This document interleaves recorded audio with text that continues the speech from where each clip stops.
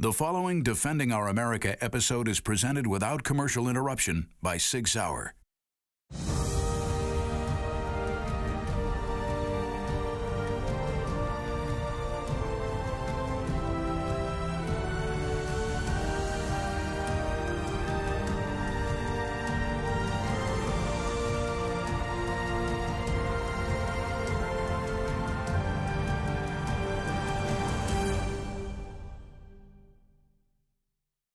What it comes down to is war is hell. Yeah.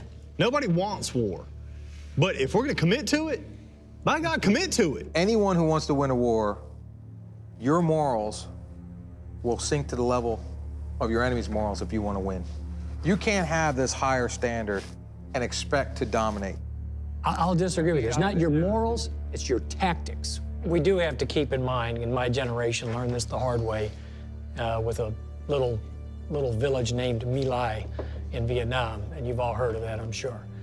So there has to be some rules of engagement to control and keep something like that from happening again. It was a situation where the guy went nuts, he was crazy, whatever. He was angry, he was upset, he lost a lot of guys, and he was going to take it out on this village. And basically just went on a killing spree. This shouldn't happen ever in war, and it should never happen from our side. And it did, but it was other American soldiers that stopped it. The best side of the American military shone through because the helicopter pilot, and I believe his name was Hugh Thompson, was observing the activities from above, couldn't believe what he was seeing. And he literally came in, got between American soldiers and innocent villagers who were about to be shot. He stepped in between and said, "You're gonna have to kill me first." So, I mean, extremely brave, and he did what America is most known for. That took guts. Not just the act of heroism that he did to place himself in harm's way and go try to rescue these Vietnamese, but he knew the difference between right and wrong. He knew that what was happening was wrong. It was criminal. There was individuals that saw, this is not us, this is not how we operate, and they prevented it from going on further. It's an unfortunate, terrible part of our history, but it's a history we recognize, and we certainly have learned from it, I think, and it is something I can't see ever happening again. Our soldiers are different from any other soldiers in the world. I remember seeing a graphic when I was in Iraq, the first tour back in 2004, of the Al-Qaeda and the terrorists in Iraq, and it was a woman and child with the terrorists behind them, using them for cover, shooting an American soldier. And on the other side is an American soldier holding a woman and child behind him as he protects them and takes fire from the enemy. And just like the Abu Ghraib situation, everybody agrees that was bad stuff, okay? Those guys should have been punished. They should have got their asses kicked, but it should have been done in-house, and it should have been done, gotten over with, put behind us, learn from it, and move on. I spent a lot of time at Abu Ghraib. I spent over a year in Iraq. I did 3 tours there, 2 with the FBI, 1 with DOD. The conditions there are horrendous, and they were horrendous. But they got worse because of a group of ignoramuses that happened to be wearing U.S. military uniforms, and they decided they were going to take the rules of harsh treatment above and beyond, that did criminally stupid things to embarrass and harm these prisoners. Dog collars, naked man piles, electrodes to the genitals, threatening to do things. There's no reason for any of that. It served no purpose other than as a recruitment tool for our enemy.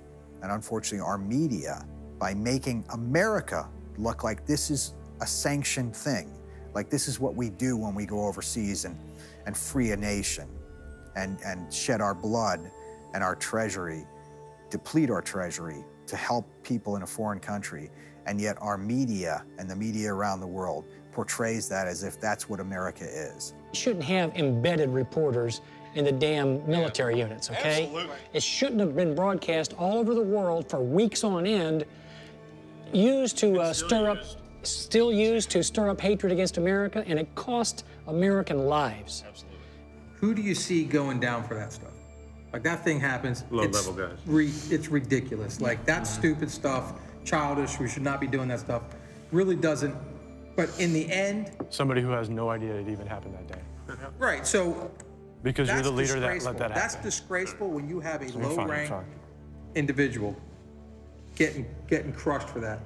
Like, you telling me that that person at that rank was making decisions on doing that? Whoever up the chain decides to pass that down and doesn't get held responsible for that, that's disgraceful. It's that strategic corporal initiative, right? So somebody kind of lower in rank ends up doing something stupid in wartime, and somebody else who's never been trained in that atmosphere at all, but has the authority to make rules, says, well, this is what we got to do. Add a rule, add a rule, add a rule. Pretty soon your ROE is a phone book, right? And now you're handing that to an 18-year-old and says, good luck, go do great things. The event itself was extremely unfortunate, but the promotion of it was tragic.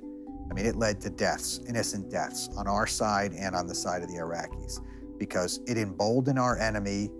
It was a recruiting tool for our enemy, and when they recruit, they don't recruit for any reason other than to kill more people. So when Al-Qaeda takes that, and Al-Qaeda in Iraq is emboldened, and all of a sudden there's money and men and munitions flowing into Iraq to kill people, it's because of how Abu Ghraib was handled in the media. It should never have happened. And again, it's stopped by Americans, and we prosecuted those that did it, and that's not the norm throughout the world, but in America it is. To prevent those atrocities from happening again is to have effective leadership, both in your officer corps and in your NCO corps. You have to have people who, number one, understand what their responsibilities are. They have to be given clear and well-defined rules of engagement. And they have to feel that they have the support of not only their leadership behind them, but the country behind them. They know their families support them. They know that the people they fight alongside, that they support each other. But if they don't feel that their government supports them, if they don't feel that their people back home support them, you know, then that's when you're going to have atrocities occur.